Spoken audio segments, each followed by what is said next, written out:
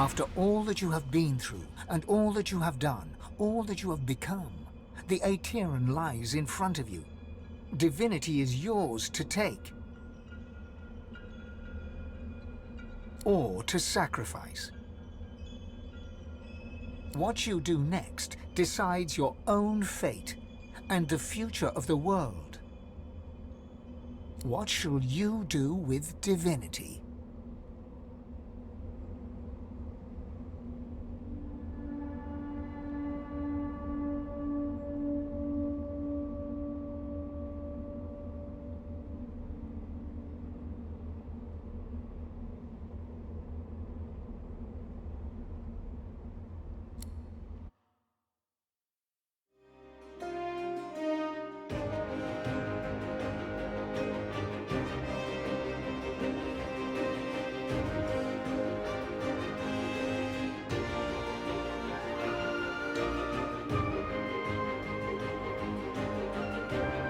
So it ended.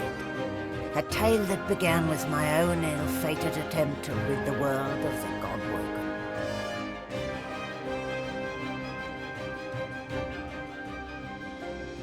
When the dust settled, no new divine had risen.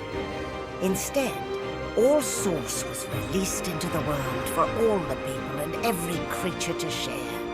Everyone was now a sorcerer. And united, the peoples of Rivellon pushed back the God King into the very depths of the void. This ushered in a new golden age of peace and prosperity. But alas, it was not to last. With many greedy for wealth, power and position, the struggle soon began anew. Source, the very language of creation, was used in violence once more. The never-ending contest for power continued. As for me, I was freed of the tyranny of the God King. To atone for my sins in this world, I spent the rest of my days taking care of the sick and elderly. I would tell the story of the God-woken to anyone who would listen. The story of the greatest heroes Rivellon had ever known. The heroes who chose not to close the veil.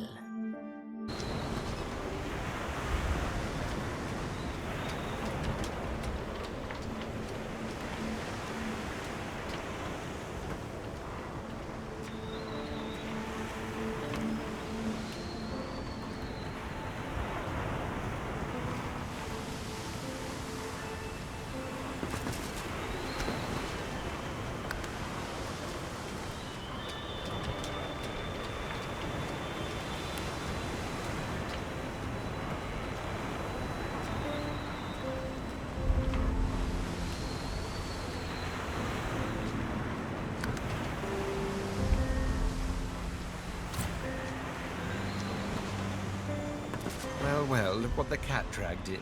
A God-woken. But what good is it to be God-woken when Source is now a free-for-all, and there is no divinity to be had?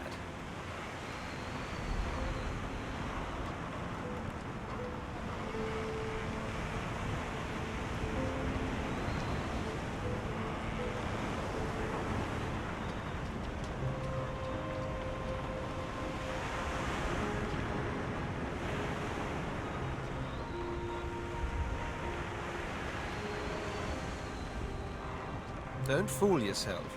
In the absence of a master will rise. King, God, there is still power to be had.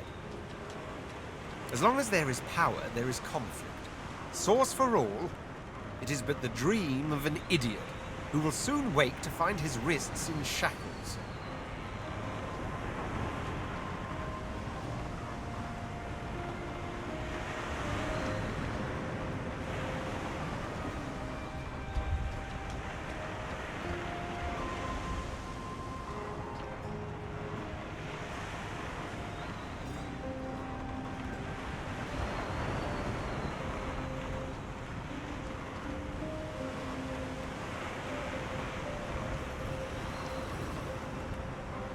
In that sense, I suppose I should look upon it all as an opportunity.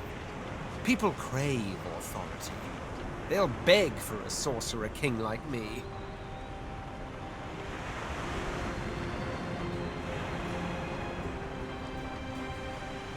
Please, I'm not a dilettante.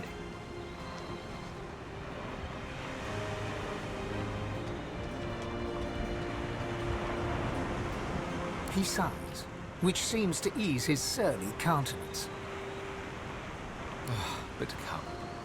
We've travelled too long by one another's side to end with an argument. We'll not part on bad terms, will we? Home. After all, I've dragons to raise. I need to teach them to be good boys and girls before they set the entire world on fire.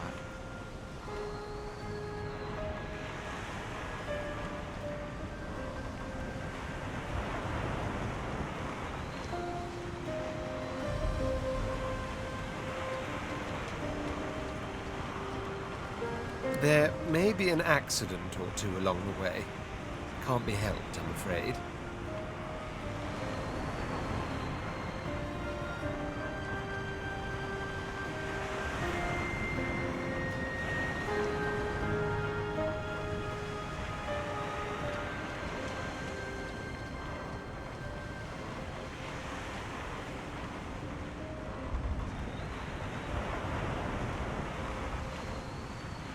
I do so long to see my palace again. The Forbidden City. The scents of spices and incense. The sound of sitars in far-off rooms.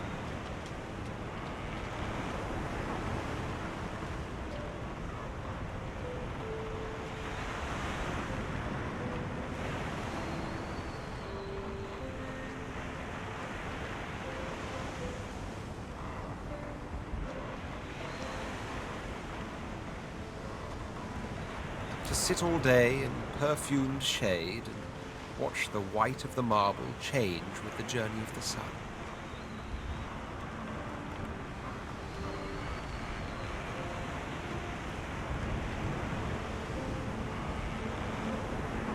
But above all, I long to be with Sadher.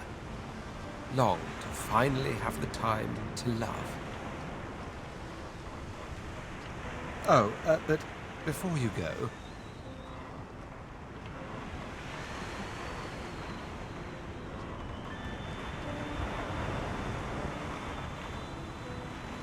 Remember how when we first met, I took you by the jaw to inspect your teeth? Not something one forgets in a hurry. Now, if you recall, as per your own testimony, you can groom, but alas, you've no culinary skills whatsoever, and you lack a sense of fashion. Far from ideal. Still, I'm nothing if not a tolerant man who believes in individual growth. I'm sure the journey taught you much. As such, I'd like to offer you what I denied you before, the opportunity to become my slave. What say you?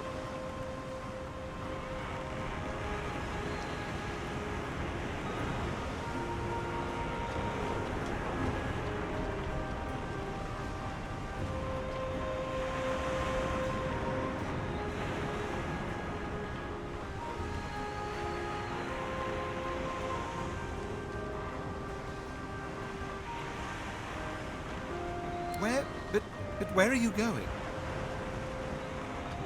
Really? It's the lack of manners that I find so unforgivably disgraceful.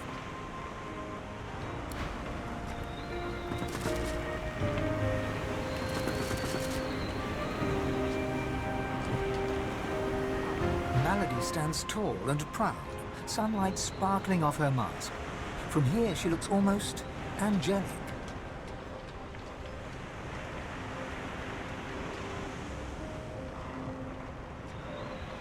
Well, here we are again.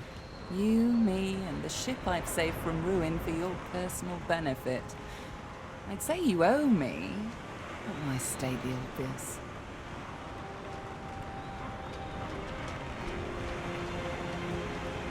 Get an eyeful. I expect it's the last we'll see of each other for some time. I have a lot of planning to do.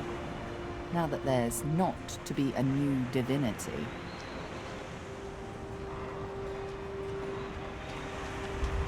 She drums her fingers testily on her crossed arms.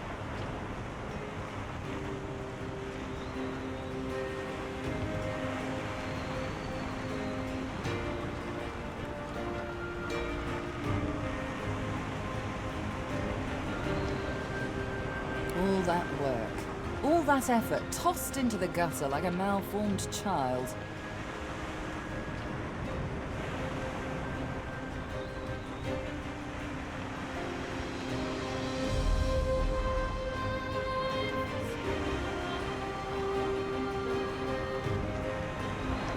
You say that now. Let's see how you feel when you realize the true implication of a world filled with sorcerers. Never mind. I'll find another way. I always do. She fingers the mask covering her face. For a moment, it seems as though she's about to remove it. But instead, she places a hand on your shoulder. We've come a long way together. I did my best by you all the way. Sacrificed much. And I'd have given even more to see you fulfill your destiny. She looks you up and down. I guess this will have to do. Take a moment, why don't you? Relax. Enjoy. I certainly plan to do the same.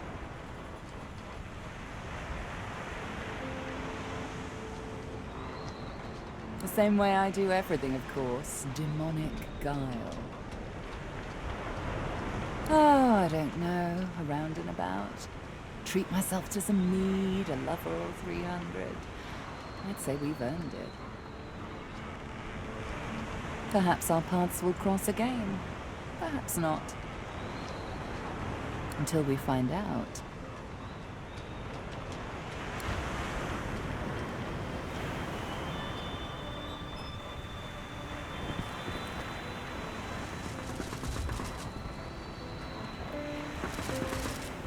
You escaped an abominable prison and confronted the king of all gods only for divinity to slip your grasp.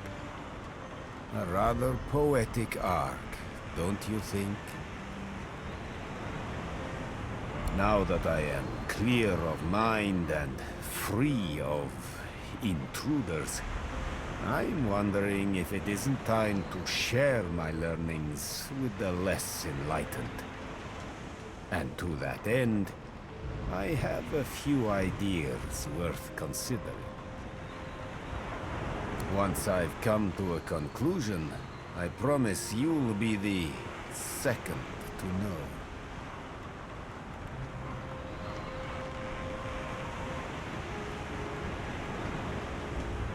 Until we meet again.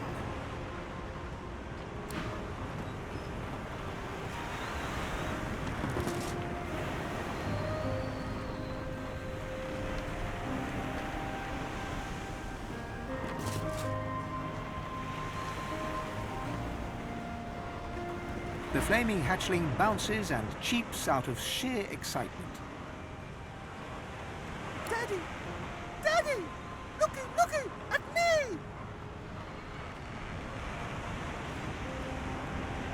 It takes you a moment to realize the egg you've been carrying has hatched at long last. The chick trills contentedly and flaps its tiny feathers in recognition of its proud parent. It seems you've got a new mouth to feed.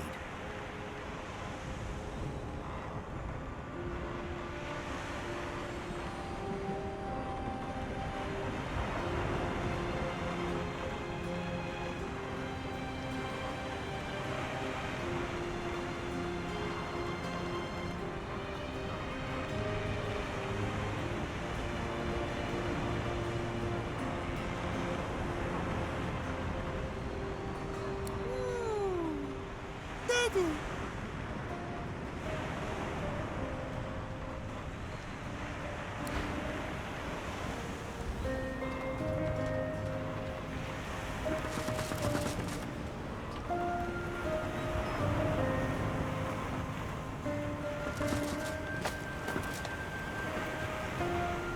Got to admit, I'm all about returning the power to the people, but I never could have seen this one coming.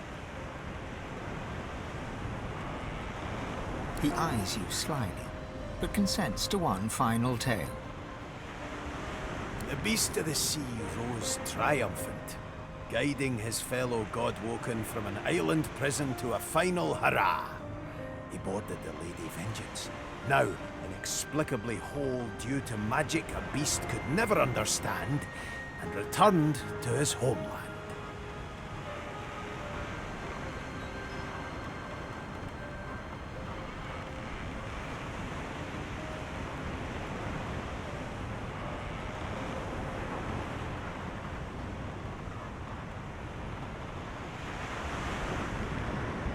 Then began the process of rebuilding, restoring trust, handing out hope, serving his people.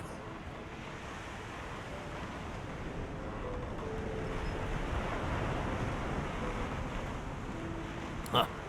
Guess that one doesn't really end with a bang. But that's alright. You know, it's a work in progress.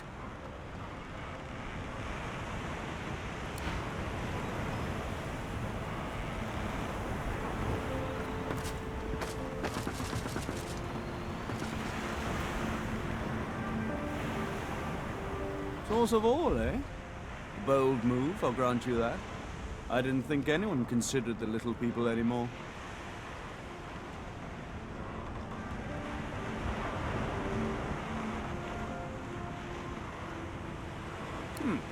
I don't know yet. Perhaps peace will reign and all will be equal. Or perhaps you've bestowed great power on undeserving children and turned them loose on each other.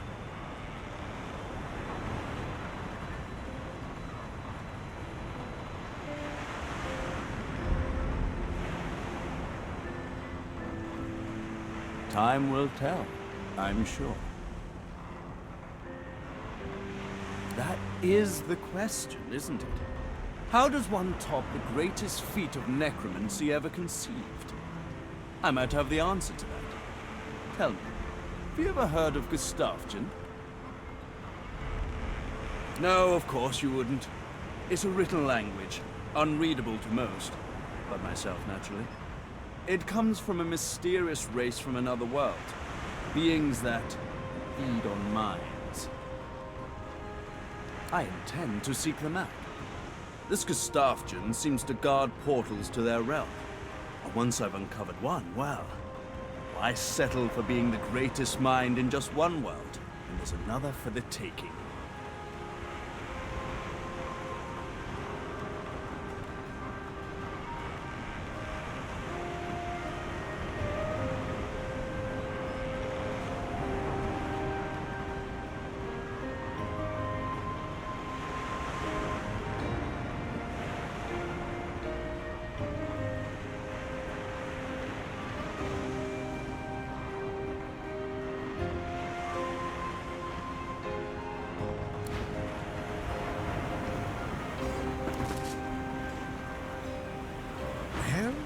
Well, Quirkers, look who finally graced us with their presence.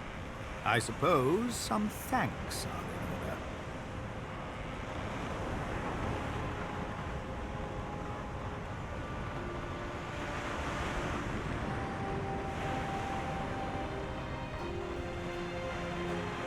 What? No, you should be thanking me. I just saved the world from the great Acorn. You're welcome, by the way. Honestly, Magus, some creatures have no sense of perspective.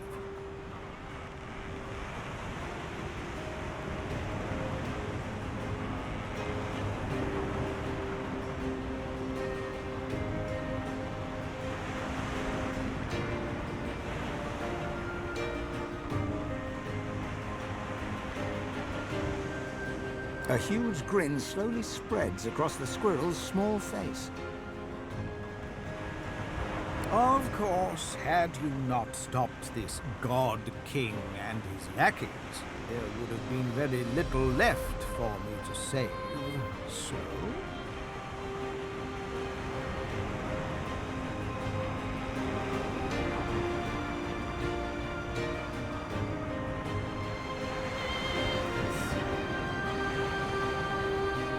The cat moves forward, twisting around your legs and filling the air with the sound of dry, dusty purring. Ah, quackers! Please, have a little decorum.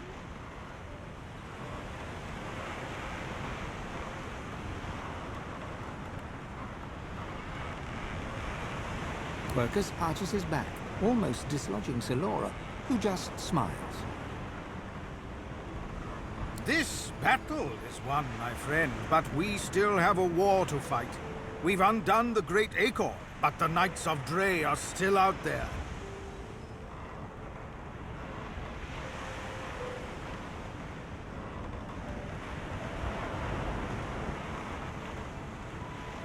They summoned the great Acorn once. They will be able to summon it again. We have to destroy their order, once and for all.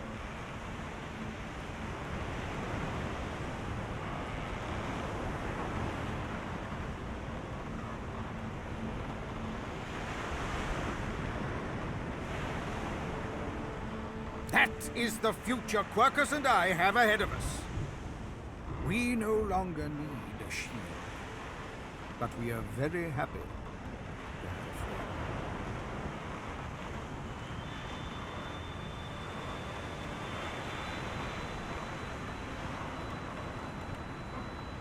The honor is all mine. I pray we will not need to call on you, but I am grateful for the offer. I never thought I would be proud to have befriended a giant, but there is no one Ow! Quackers! There is no one that we would rather have walked this world with. I do not know what comes next for you, but you will always have a friend in the forest. Come, Quercus. We must... Oh, I think you have something in your eye, my friend. The cat curls up and snuggles into his squirrel friend, who quietly sits and sniffs on the deck. Daddy! Daddy! The chick's joyous flutters... Daddy! Daddy! Looky at me! The chick's joyous flutters launch a few stray sparks into the air. It is elated by the very sight of its adopted father. The squirrel smiles, nods, and pats you on the leg. I'm buzzing. I don't know how else to describe it. But what you did... I want to say it was brave. Maybe it was, but it wasn't right. Gareth is still. For a moment his mind wanders to memories of friends and enemies, of malady and magisters, of demons and divinity. He is then present once more, though hardly animated. The people of Rivellon will call you their savior. The power is in them, in all of them. And there will come a time when they rebel, and the price will be high.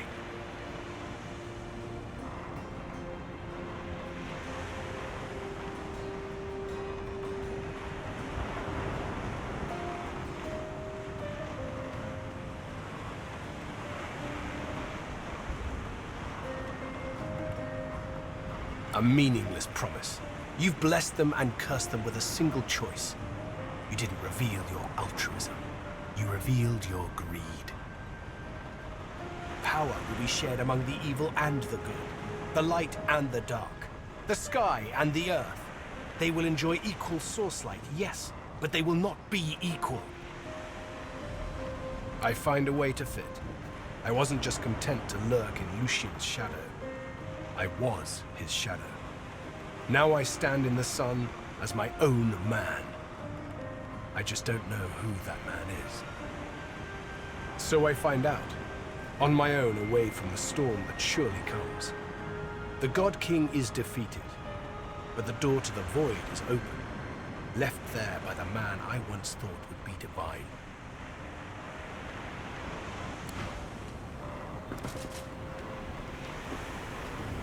So, here we are, my darling. Sorcerers like everyone else in the realm. A bit boring to be so unexceptional all of a sudden, isn't it? Then again, I suppose they can't fit all of us in Fort Joy.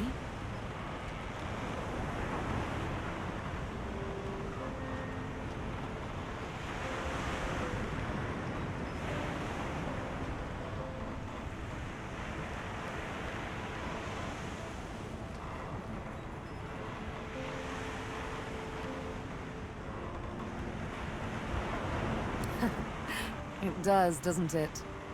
Good times, though. We've come to the brink and back again so many times on this adventure. I only hope what awaits the world is something more equitable. Bit more sun, bit less rain.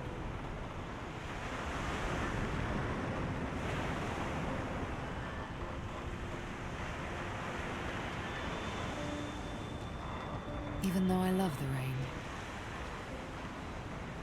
That quite depends on you, I suppose. She laughs, and it's music to your soul. We want each other, after all. We love each other, after all. Let others play the game of gods. Love conquers even divinity.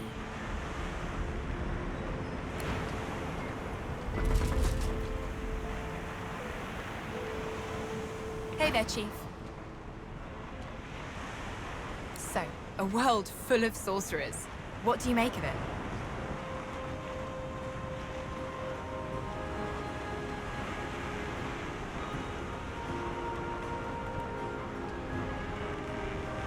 I suppose that's a death sentence for Fort Joy.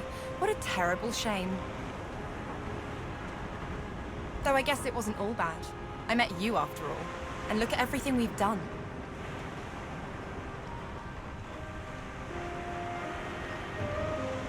I don't know if anyone's free of anything, once and for all.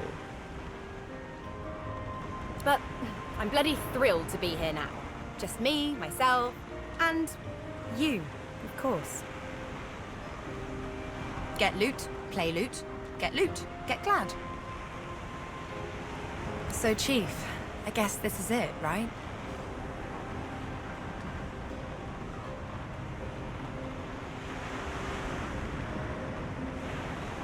You say that now, but who knows what adventures and redheads life will throw at you. Whatever it is, you'll ace it. As she turns from you, the whites of her eyes darken, the veins in her face go grey, and a wicked smile curls her mouth. Suddenly it's gone again. She winks, and you're left wondering whether you saw anything at all.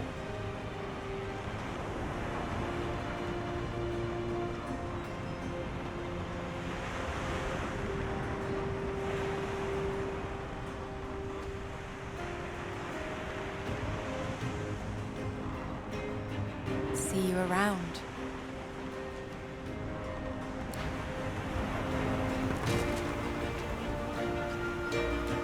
I feel weird, like I've got ants crawling in my belly.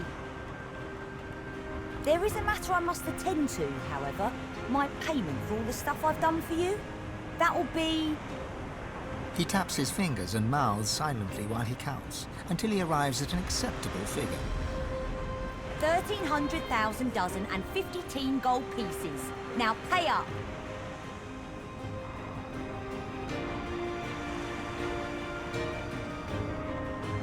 Oh yeah? What's that?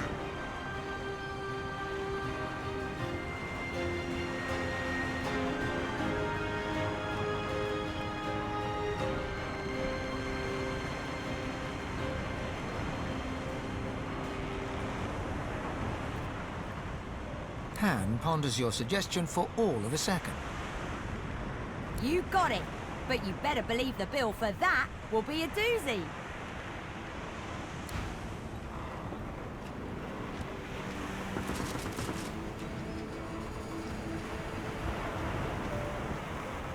A world full of sorcerers. That's quite a thing.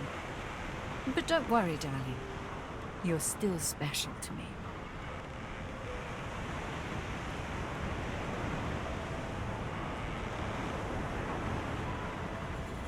reform my ways. How adorable. No, I'm afraid I cannot escape who I am and what I've done. Her eyes flick down to your mouth. She smiles coyly, then slinks forward to kiss you.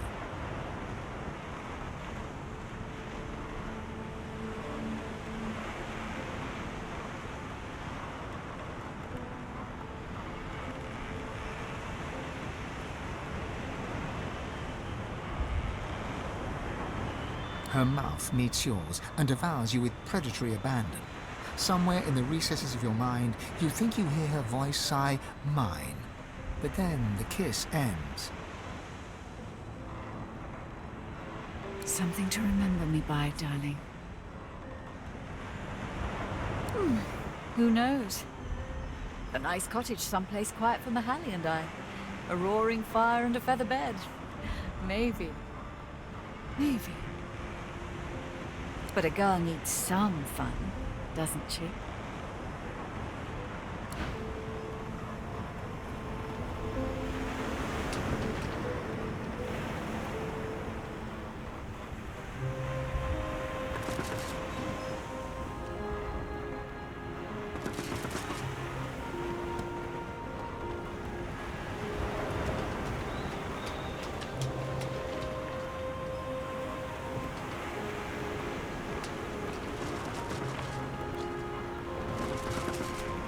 Ifan beams at you, his blood-streaked face more jubilant than you've ever seen it. He reaches out and pulls you into a bear hug, clapping you on the back. We did it. The odds were against us. Hell, the gods were against us. And still we did it. He reaches out his hand to grasp yours. Source crackles between you and in the air all around you. The world has changed. Now we'll see something. We'll see what happens when everyone can harness their own divinity.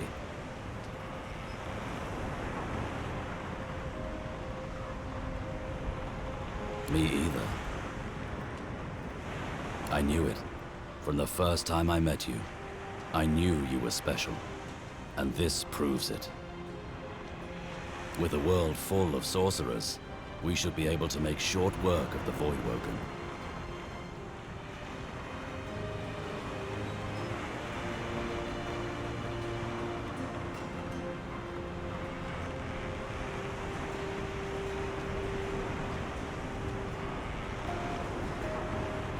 Ifan nods, but his mind is elsewhere already.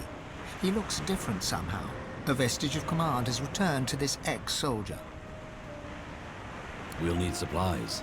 Source-forged steel, war owls, a central command from which to run sorties.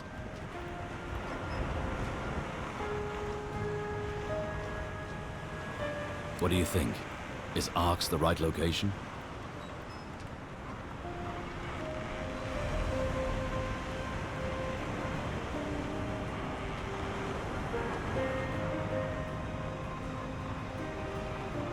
Seeing the look on your face, he laughs and shakes his head. Old habits die hard. But I'm willing to bet these Voidwoken will die harder. With that, Ifan salutes you. He whistles up his soul wolf and strides off to make arrangements, looking from head to toe every bit a leader of men.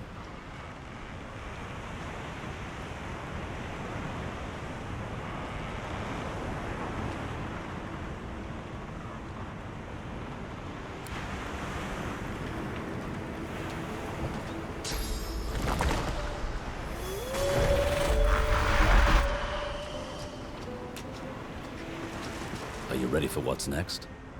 I know I am.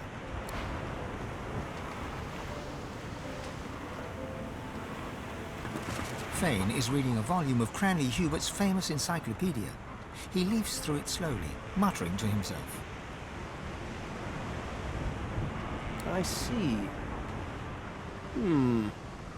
Intriguing. He glances up at you, big, empty eye sockets taking in every detail. Well, there you are. Another fine specimen of your kind. A little leaner than when we first met, and a little less divine than you'd hoped, I imagine.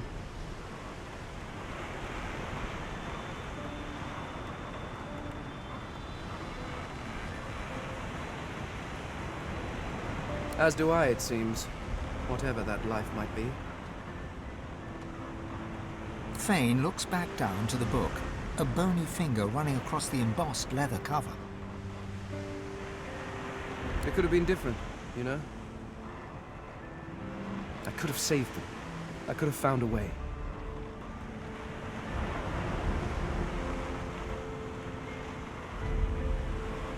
I could have done more. So, perhaps could they?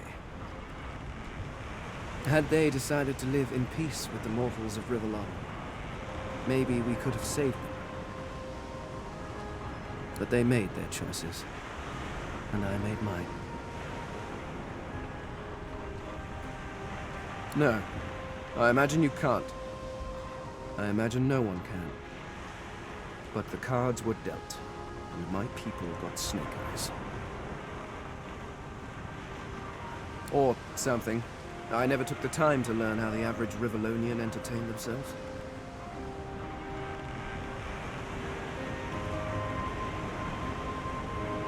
Then again, you are no average Rivellonian. Not after this. So, what do you think you'll do now that we live in a world of minute divines?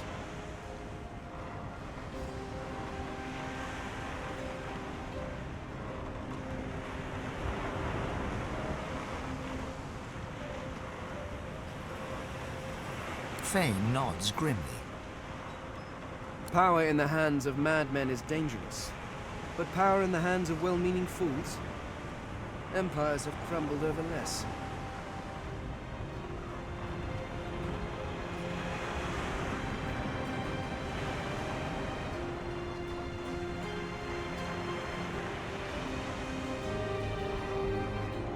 The skeleton hefts Hubert's dog-eared encyclopedia, its weight heavy in his hands. I've been rereading this book, looking over your history once again, poring over every detail with a new perspective, and do you know what? It's shit. Fane tosses the book over his shoulder. It flutters in the air as it sails over the ship's railing and disappears with a faint splash. If you have spent your life staring at a thing, you can write about it with knowledge. You can write about it with love. But it is almost impossible to write about it with wonder. You creatures have spent your lives trudging about this world, and you've grown blind to its miracles.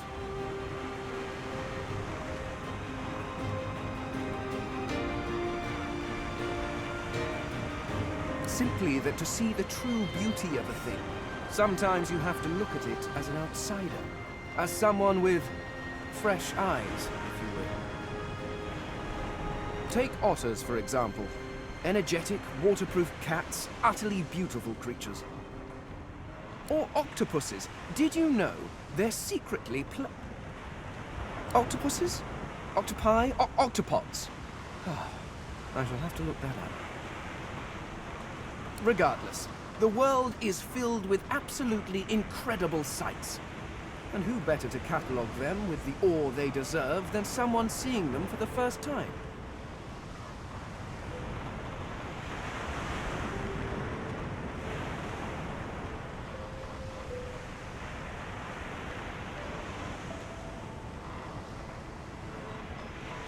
Do you know, there is the idea that nothing is ever truly created or destroyed. I suppose we are all Source, just in different forms. You being the cruder, less jewel-encrusted form, naturally. But my people were Source too, although we didn't know it at the time. And our Source helped create you. In a way, I was walking alongside the best version of them the entire time. In you, I found a home better than the one I was pining for. Thank you, Godwin. Fane stares out over the sea, his notebook in hand, lost in thought.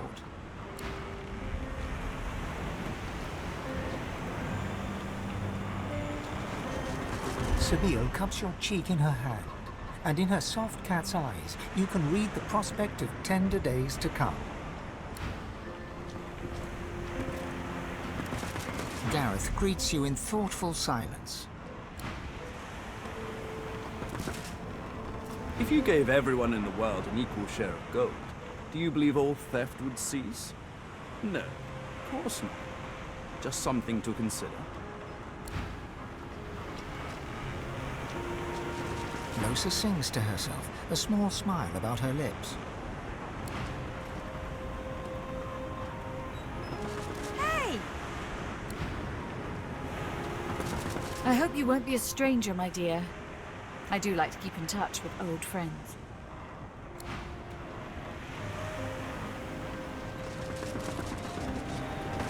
Hey up there!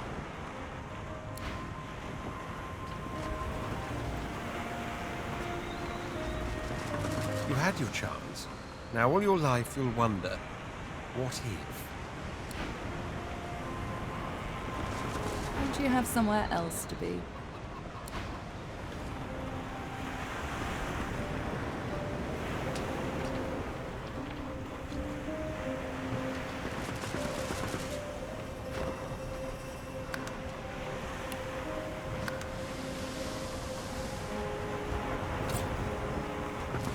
It gives me almost as much pleasure to speak to you as it does to be whole again.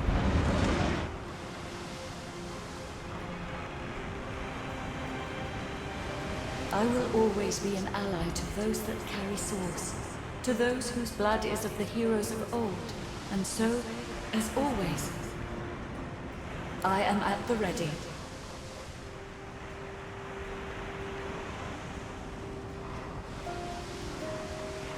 She is full of surprises. My wood was splintered, but my spirit intact. It was a great feat, but given her skill, not a surprising one.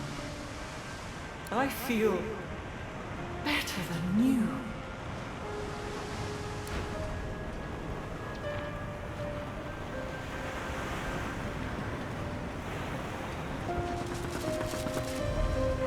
Look away from the past and into the future. There is so much work left to do. There's nothing interesting down there. The future lies above.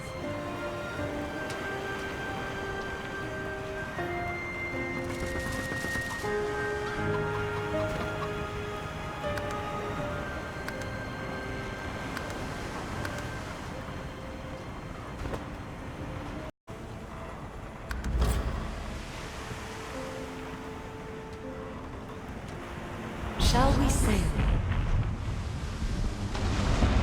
You look out to the endless beyond. The sun's light plays upon the waves, just as it always did. The sails flutter in the wind, just as they always will. And yet, something is different. You are different. And with a start, you realize where you must go next. You speak the command to the Lady Vengeance, and another chapter begins. The world was at peace, at least for now. Few were as prepared for the new world as the lizardkin of the ancient empire. With power spread equally throughout the world, the advantage lay with those who knew how to steal it, and at this the lizards excelled.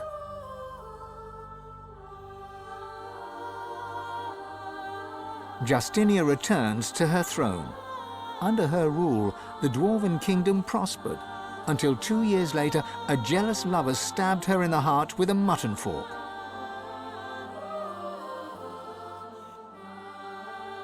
With their power returned, the elves reclaimed their lands from the Death Fog and began to rebuild. Soon they would split as two factions sought power, one to bring back the trees, the other to bring back the scions.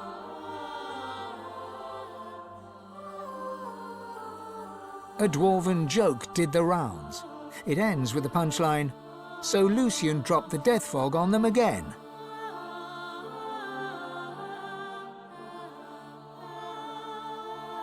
Only the elven Godwoken could bring the elves together once more.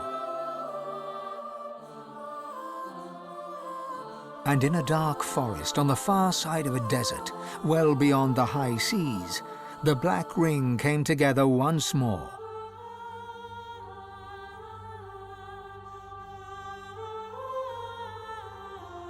The island of Fort Joy, the old redoubt of the Source King Brachus Rex, was turned over to the people of Driftwood to use as they wished. They turned it into a holiday resort. Reaper's Coast prospered.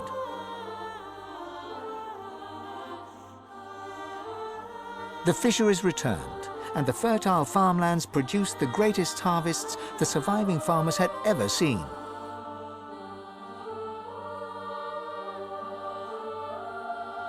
Blood Moon Island became particularly fecund, its soil producing the greatest crops. A particularly crimson-fleshed orange grown on the island became a delicacy across half the world.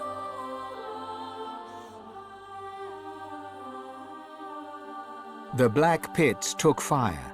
The oil there burns still.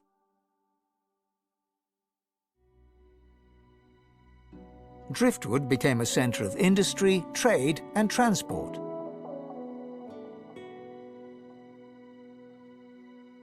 Lohar became mayor, and Brayton Barnes grew rich until, after a public argument over import duties, Barnes died in an accident, buried under several tons of fish, and also stabbed in the back with a gutting knife.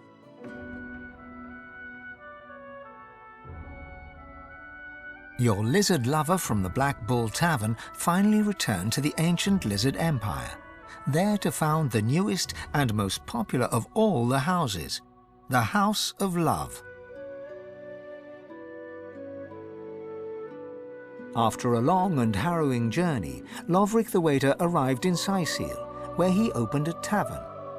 The meaty stew became famed almost as much for its food as it was for its greasy, abusive owner.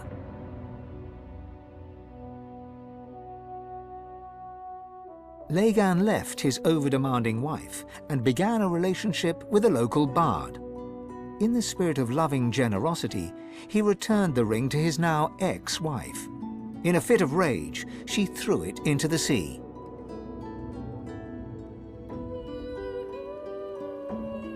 The nameless isle had vanished. Although only open water remained, by instinct ships would steer clear. None of the captains could articulate why. Millennia later, adventurers would come in search of the legendary divine city of Arx and the crypt of the great Lucian. None would pass the path of blood. Sir Gareth thanked the surviving Seekers for their service and gave them their freedom. Disillusioned with the rising chaos, he set out alone to find a new purpose. He would never stop seeking. Young Han went into the theatre and became one of the realm's most popular actors. Almira and Mihaili settled in an abandoned homestead. The locals liked and respected Almira. She never wanted for help, and deals always fell to her favor. Outsiders were often suspicious, but no local would speak against her.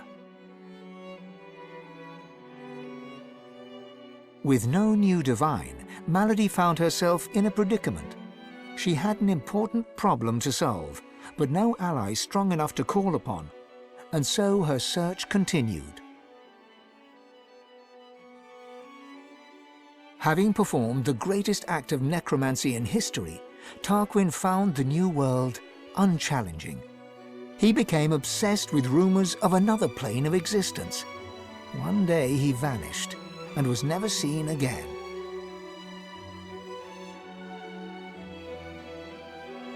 With the source released to the world, Ahu the Wizard spent more and more time as a cat. One day he decided he would not change back.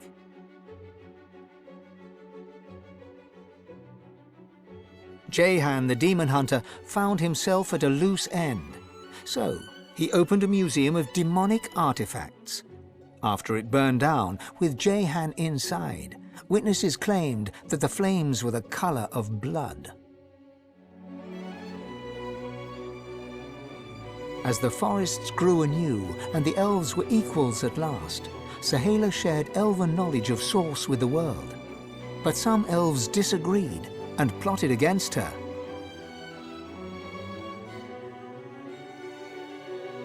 Chief amongst her opponents was Tova, Sahala's own mother.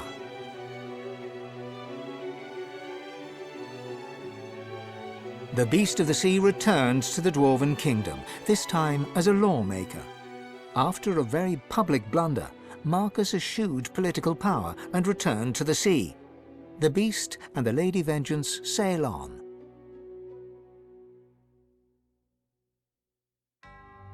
As Source flooded Rivellon, Fane set out to record everything he could of this new world.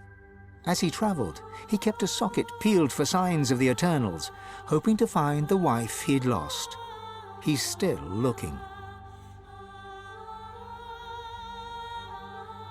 With a small band of elves, Ifan Ben Mezd replanted the lost elven forests.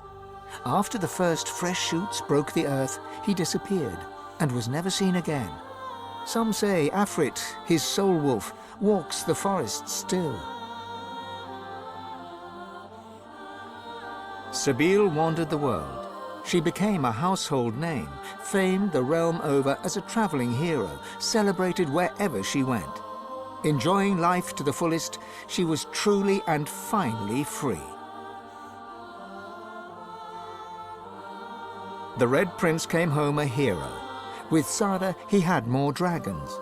Soon, Prince became Emperor, one who would not use his dragons for conquest. His realm knew peace, and the world did not burn.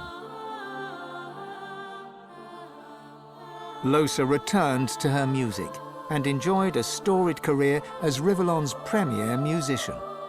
Dark moods would at times overtake her, and she would spend long hours walking in the wilds. She always returned with a new song. And then there was you.